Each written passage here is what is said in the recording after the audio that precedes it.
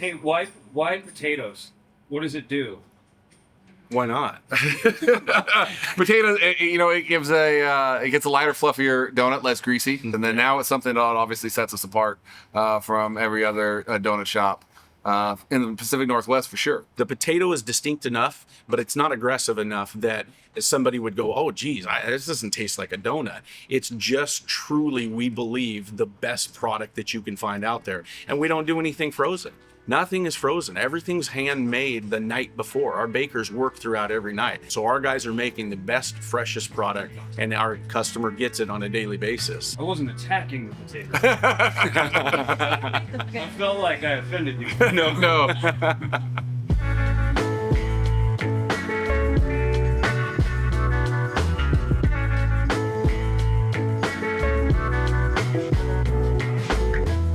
I have a really hard time turning down donuts. Honestly, I have a hard time turning down almost any food, but donuts in particular. And I know what you're thinking. You look at my general physique and you think that can't possibly be true, but it's true. It's true. And there are many who believe that this is the best donut in town, but it's actually not even a donut at all. It comes from a place over there called Spudnut, and it's made with potato flour. But people love it. Like Michael, who says they have a large menu, more than just donuts, prices are low, value is high. And that sounds great, but to him that was worth 4 stars. So Michael's hard to please. And there's also Joshua, who says great donuts, but too busy to sell to walk-ins. Won't try again. Just don't leave bad start reviews. And I'm not entirely sure what he's talking about for a couple reasons, because first, I did just walk in there and get this one just a few minutes ago, but also I don't know what a start review is. I guess it means that he doesn't leave lower than 5 stars for anything, but I went and looked at other stuff he's reviewed, and he left this review accusing a brewery of hating people that like boats, or this review for what appears to be actual boats. And he also left these 2 reviews for a Rite Aid, which has since shut down. It makes you wonder if he maybe had something to do with that. So maybe don't cross Josh. So when I first heard about Spudnut, I assumed that they just cut potatoes up into circles and just fried those. And I thought that didn't sound, actually that does sound pretty good, but it doesn't sound anything like a donut. But then I learned that they just make these with potato flour. And what they say is that makes them lighter, fluffer, softer, crispier, and more tender. And those are some bold claims, which I intend to investigate for myself, because with how much I love a normal, everyday, non-spud nut, it's hard for me to imagine how this could be better.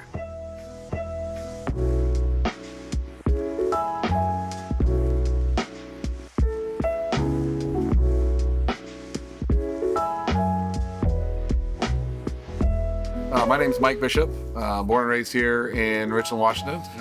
Graduated in '97 from Richland High. Been owner of the Spudnut Shop since August 2023. Came to Spudnut Shop as a kid, and this is part of my history, I guess, growing up here in Richland. And I'm Ryan Pearson, born and raised in this town, graduated Richland High School in '96. This iconic place has been in the history books for all of us. We've all got memories of coming to this place when we were a kid.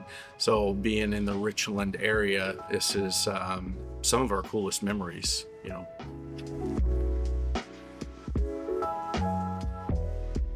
This Spudnut Shop opened in 1948. Was put in this location in, actually no, right? Nope, in the Y in 1948. Yeah, with the Y in 1948. Yep. And then moved here in 1950. After World War II, the Spudnut Shop was actually a bigger chain than like McDonald's and KFC. There was over 200 Spudnut shops across the United States and into Canada. The stories go that for $50 you could buy a bag of the Spudnut flour, which was originally owned by that franchise. And it was 2 brothers that started it and brought it down here, and the original Gerardos met them and connected with them and had the original flour. Since then, some of those things have changed, but we're very fortunate. We saw the importance that the Gerardos carried on the ingredients, and we're still carrying that thing on. It's what people know. It's how we make the best donut around, and it's what we hope we're going to be able to get another 75 years out of this business and keep it in the Tri-Cities. It's a powerful force.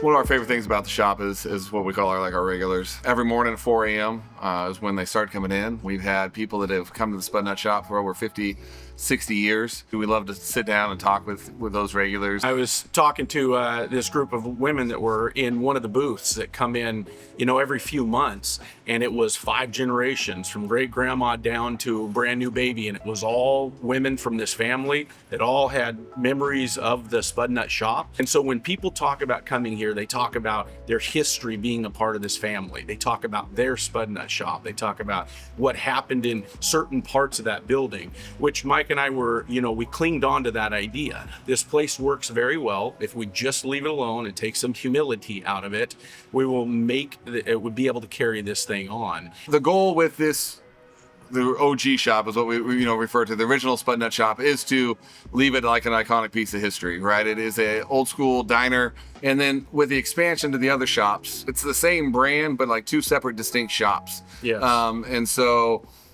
the new shops have allowed us to expand and get people that from the Tri-Cities that may have not known about the Spudnut Shop into our shops, experience the product, experience the atmosphere, and still leave the Richland shop to its iconic form. Just the whole atmosphere, the same, creative decorations we use for every holiday. Something Val had in that shop for years. We remember as kids. So She's we really got tried $100,000 from the dollar store in our storage unit of decorations. of decorations. But those are the same decorations, we remember as kids, right? And so keeping that the same, keeping it very similar, has been challenging as it continues to grow, but is what we love about the shop.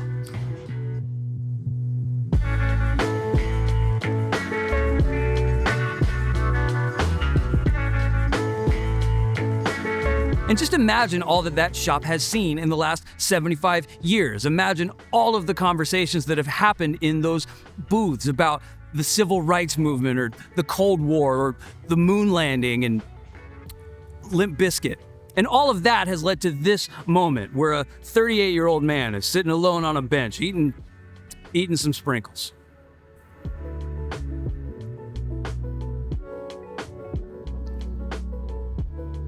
That's awesome.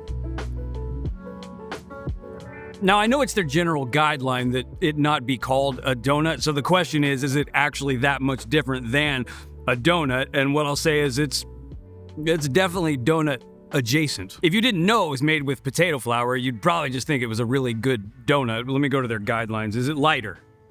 Not weight-wise. This is probably not what they meant. Is it fluffier? Yes. Softer, crispier, and more tender. It is soft. Hold on.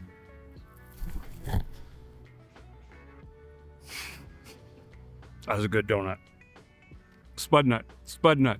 So yeah, it is really good, but it's honestly more than that because this place is a local institution. For those of you that don't know, the reason this city is here is because of the scientists and engineers that worked on the Manhattan Project, developing the plutonium that was dropped on Nagasaki to end World War II. And I'm not here to talk about that part. I'm here to talk about legacy. This place was started by 2 brothers that bought the franchise rights for $50 and then ran it for decades until they passed it on to their daughter and niece, who spent 53 years there. And that must be really hard to have something that has been a part of your life for so long and just hand it off to someone else. But we all have to eventually let go of something that we spent our lives creating and cultivating and growing, and just hope that the next steward cares for it the way that we did. And that's the circle of life. It just goes around, and it's around and around like a Spudnut.